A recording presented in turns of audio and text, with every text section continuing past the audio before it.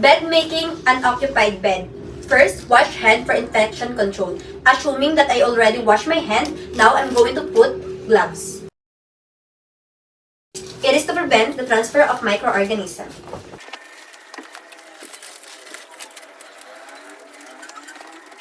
It is also important to remove the watch.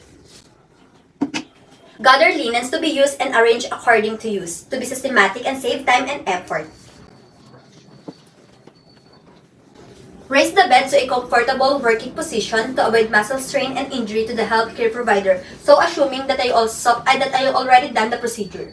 Remove items to be reused, fold and place them across the backrest of chair. Do not shake linens. It is to reduce the spread of microorganisms. Loosen the top and bottom of the linens of the mattress. Start from the head to the foot on one side and from foot to the head on the opposite side.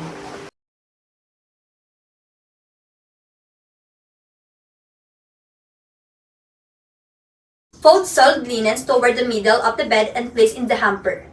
Keep the soiled linen away from your uniform. It is to prevent contaminating your uniform from the dirty soiled linen. Place a bottom sheet on the bed beginning at the foot of the bed, ensuring the bottom edge is seam side down. It is to ensure that the client is touching the smooth side of the linen.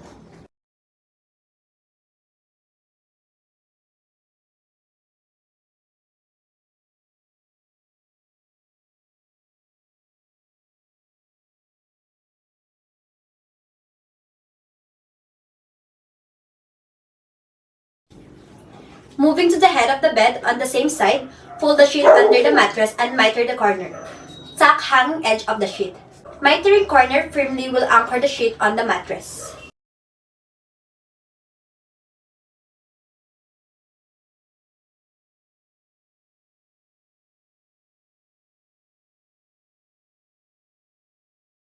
Place rubber draw sheet about 12 to 15 inches from the head of the mattress. Tuck smoothly. It is used only in client with incontinence and bleeding.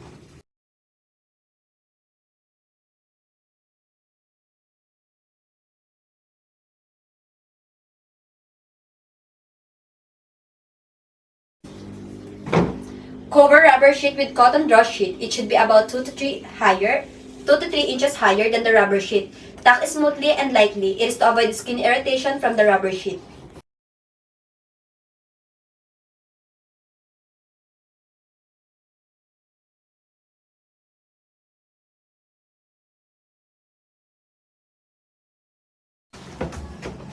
From the same side of the bed, spread top sheet with the same side up and the center crease in the middle of the bed.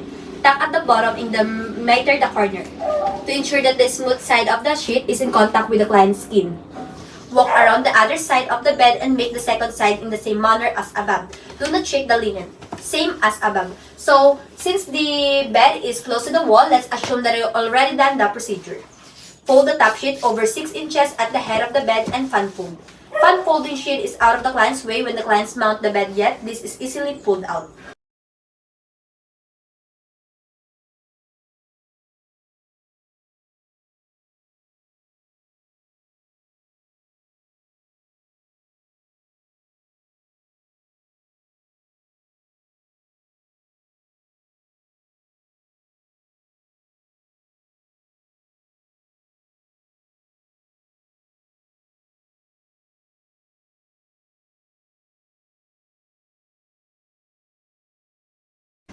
Assuming that I already done the procedure to the other side. Insert clean pillowcase by grasping the clean end, turning the pillowcase inside out and pulling it over the pillow. The clean pillowcase must not touch the healthcare provider's uniform to decrease the transfer of microorganisms.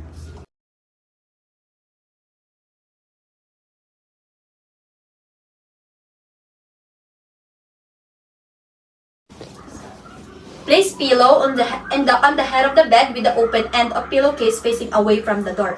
It is for aesthetic purpose.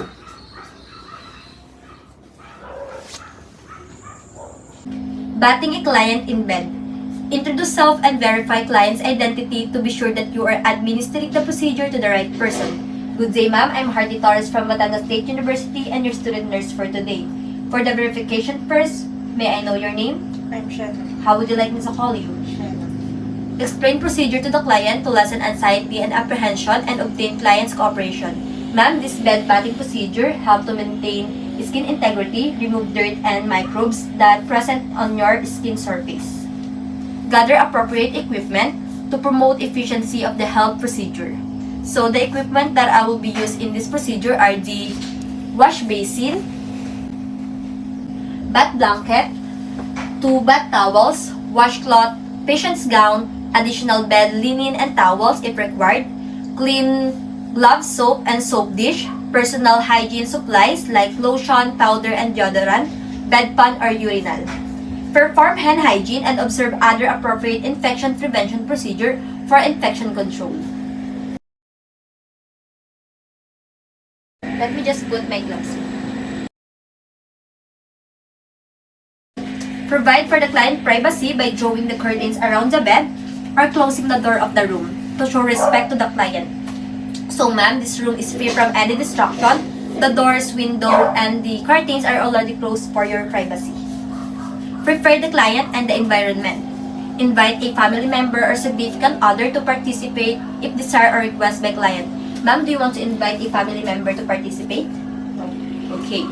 Offer client a bedpan or urinal or ask whether the client wish to use the toilet commode. Ma'am, do you want to use the toilet? Okay. Encourage client to perform as much personal self-care as possible. Ma'am, if you think that you can answer the, or you can do the some of the personal care, free to tell me, okay? Okay. Assess each area of the skin carefully during the bath. Prepare the bed and position client appropriately.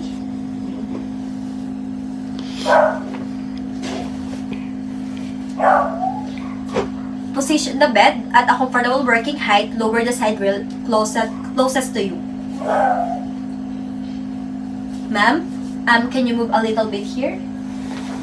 Let me help you. Alright. Place bath blanket over top sheet. Remove the top sheet from under bath blanket by starting at client's shoulders and moving linen down towards client's feet.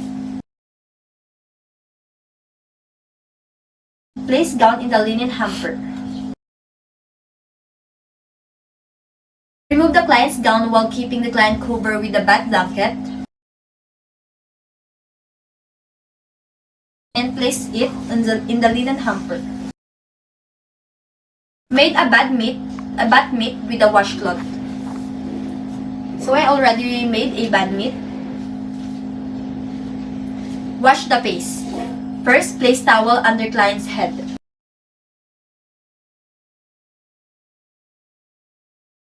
Wash the client's eyes with water only and dry them well. Use separate corner of washcloth for each eye.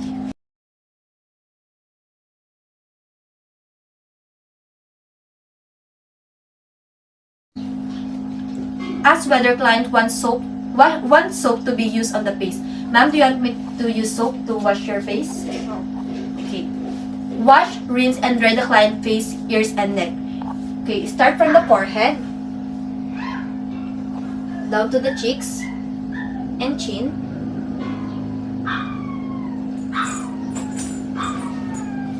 and to the ears,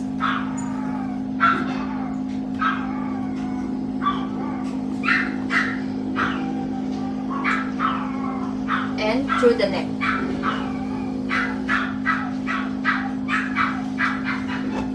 Remove the towel from under the client's head.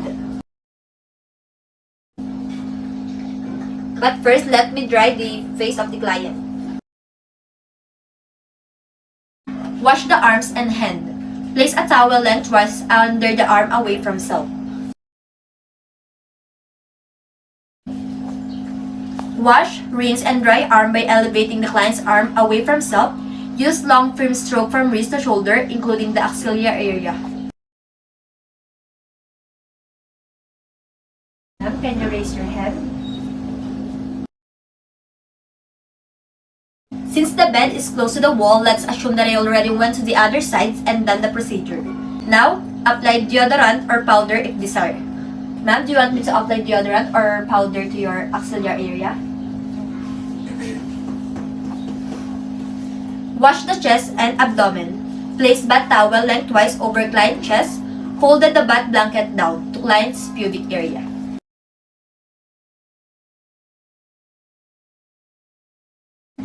Lift bath towel of chest and bath client abdomen with mid hand using long, firm strokes.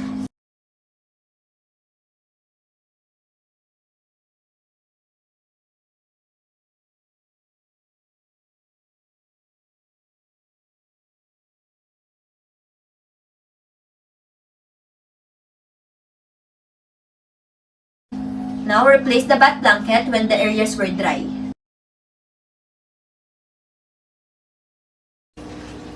Wash the legs and feet. Expose the leg furthest from self by folding bath blanket towards other legs. Lift leg and place bath towel lengthwise under leg. Wash, rinse, and dry the leg using long, firm strokes from ankle to knee to thigh.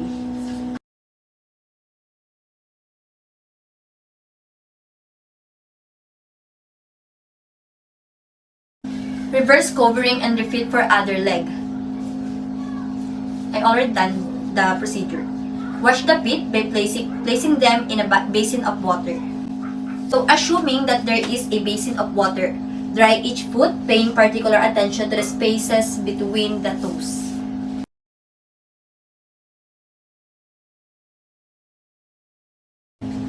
Obtain fresh, warm bath water when necessary.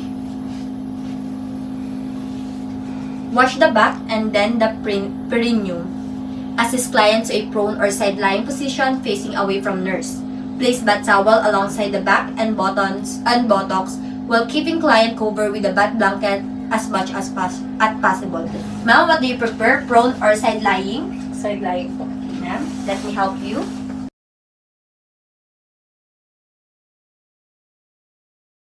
Use another towel for wiping the back.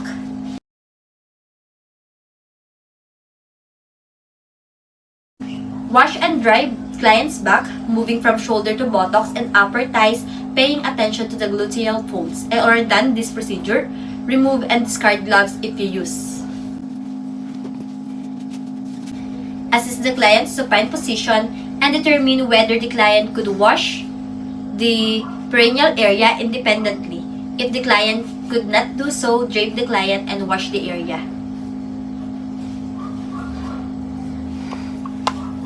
Ma'am, can you wash your perineal area? Yes. Okay. So, assuming that the patient already washed it, assist client with grooming aids such as powder, lotion, or deodorant. Ma'am, do you want to use any of those I mentioned? No. Okay.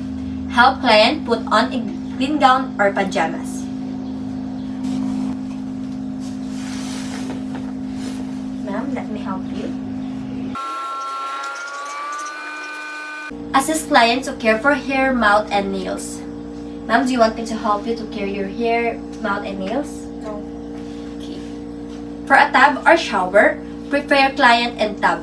Fill tub 1/3 to 1/2 full of water. Cover all intravenous catheters or wound dressing with plastic coverings and instruct client to prevent wetting this area. Put a rubber bath mat or towel on floor or tub if safety strips were not on tub floor. Assist client into shower or tub. Assist client taking a standing shower with initial adjustment of the water, temperature, and water flow pressure. Explain how client can signal for help. Let the client 2 to 5 minutes and place an occupied sign on the door. Assist client with washing and getting out of tub. Wash client's back, lower legs, and feet if necessary. Assist client out of the bed. Dry clients and assist with follow-up care. Assist client back to bed. Clean tub or shower in accordance with agency practice. Discard used linen in laundry hamper and place the unoccupied sign on the door. Wash hand for infection control, assuming that I already washed my hands. Record type of procedure rendered. It is to serve as baseline data of healthcare provider. And ma'am, thank you for your cooperation. Bed shampooing procedure.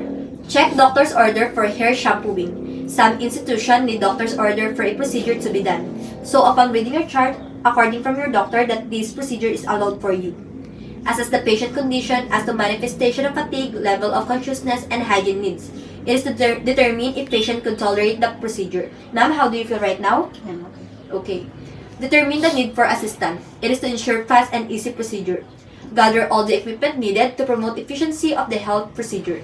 So the equipment that will be used in this procedure are the tap water, 2 pieces wheel bucket, towel, dipper, rubber sheet, shampoo or conditioner, calipad, folded face towel, cotton balls, and comb or brush. Identify the patient and explain the procedure. To be sure that you are administering the procedure to the right person and to lessen the anxiety and apprehension of the patient and gain cooperation. For the verification, first, may I know your name? I'm Shanna. How would you like me to call you? Shanna. Okay, ma'am. This procedure helps to promote good hygiene, comfort, relaxation, and self-esteem. Provide for privacy to show respect to the client. This room is free from any distraction. The doors, windows, and the curtains are already closed for your comfort.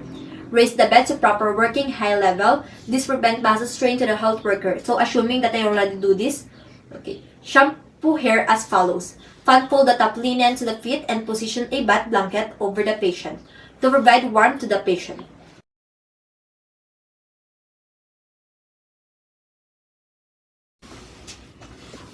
Position the patient diagonally in bed. The head will be closer to the healthcare provider.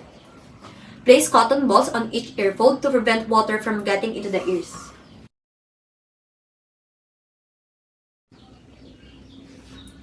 Cover the eyes with folded washcloth to prevent water and shampoo in getting in the eyes.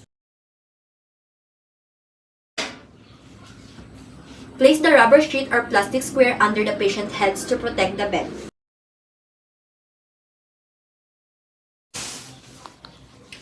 Place towel around the neck with the ends of the towel coming together in front. It could be easily pulled out for wiping the hair.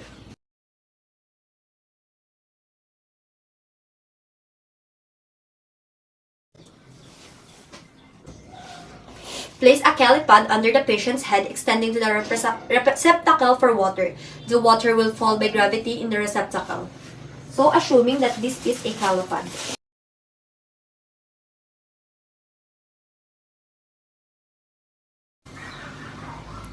Inspect the hair for visible dandruff and condition of the scalp. Upon inspection, there's no dandruff or any other condition of the hair. Wet the hair and using a small amount of shampoo, lather it in the hair and massage the scalp with fingers pad. A small amount of shampoo would not be hard to rinse. Massaging the scalp will increase blood circulation.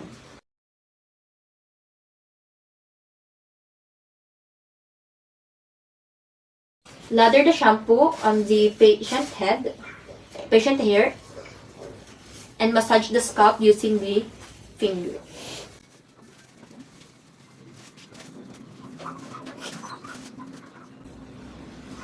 Rinse thoroughly in upright cream rinse as desired by the patient. Ma'am, do you want me to put any conditioner to your hair? Okay. And what shampoo will cause dandruff?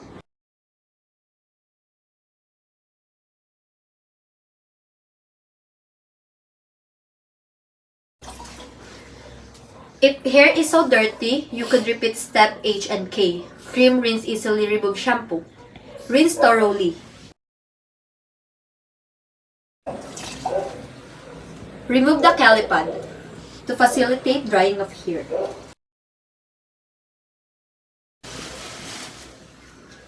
Pull the towel around the patient's shoulder to dry the hair.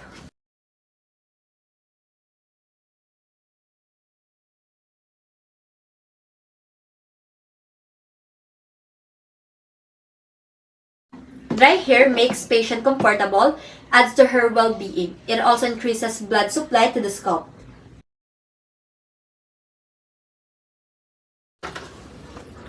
Comb or brush and arrange the hair. Allow the patient to assist if able. Ma'am, do you want me to comb your hair? Yes, please. Comb hair makes patient comfortable and adds to her well-being. It also increases blood supply to the scalp. Now, remove the rubber sheet and other equipment. Place them in the appropriate area so that they are ready to use for the next.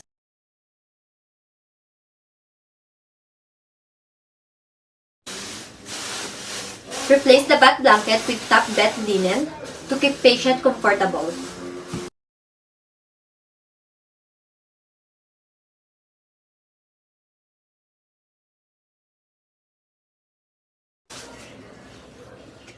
Put patient in a comfortable position. Hair shampooing is a tiring procedure. Ma'am, are you comfortable in your position? Yes. Okay. So, wash hand for infection control, assuming that I already washed my hand. Watch the patient carefully for signs of fatigue and evaluate her feelings of comfort and cleanliness. Some patients don't verbalize what they feel. So, upon observation of the client, feeling is on at ease. Record the procedure done. It is to provide accurate data in the care of the client. That's all. Thank you. Turning and positioning client on bed. Good day, ma'am. I'm Hardy Torres from Barangay State University and your student nurse for today.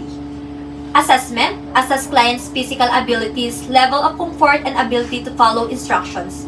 It is to provide information relative to client's abilities and physical status and number of individuals needed to safe turning and positioning. So, ma'am, can you raise each of your hand forward? Okay, you will lower down. Okay, ma'am, how do you feel today? I'm okay. Alright. Check client's charge for diagnosis. These are specific restriction in positioning the client or special position required by impending procedure. So let's assume that I already checked the chart. For the planning, wash hand. It is for infection control. Assuming that I already washed my hands.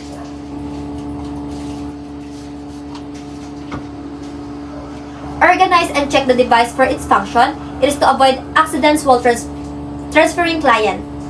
Assuming that I already organized it. Implementation. Identify the client. Explain the procedure to the client to be sure that you are administering the procedure to the right person and to lessen the anxiety and apprehension of the patient and gain cooperation.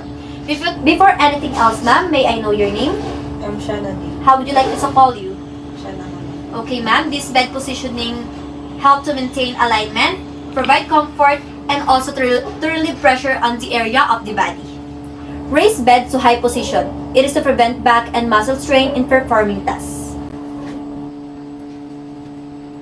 Put bed in flat position to prevent working against gravity. Secure all tubes, drains, and IVs. Assuming that I already secure all tubes, drains, and IVs, it is to prevent accidental dislodgement of tubes and discomfort from movement. Place or assist clients in a starting position. It is to prevent injury. Now, moving client from supine to side lying position. Have the client flex his knees and place his arms across his chest. It is to prevent the client from rolling back. Fold your arms across your chest. Place your hands on the client's shoulders and hip on the far sides. Placing hands on the client's hips and shoulders will roll the heaviest part of the body. Now, spread your feet, flex your knees, and place one foot behind the other while rocking backwards. Gently roll the client towards you. It is to provide wide base support. Raise the bedside rails and move to the opposite side. It is to prevent the client from rolling out of the bed. Since the bed is close to the wall, let's assume that I already went to the other side and done the procedure. Adjust the client until he or she is in correct side lying position to help the client to maintain the position comfortably. Do you feel comfortable now? Yes. A pillow may be placed to the support client to head and arms. It is to provide support and prevent client from rolling back to supine position. Ma'am, let me put it to your head. And this one. Do you feel uncomfortable? Evaluate client's tolerance and respond to the procedure. So patient is able to follow instructions. Evaluate the client's position for alignment. Patient is on the proper alignment. Evaluate any abnormal finding on skin assessment. So luckily, I found no abnormal findings. Now, documentation. Record the client's position. Record any complaints of pain, dyspnea, and discomfort observed during repositioning. And Record the client's response after the procedure. It is to serve baseline data of healthcare provider. So ma'am, thank you for your cooperation.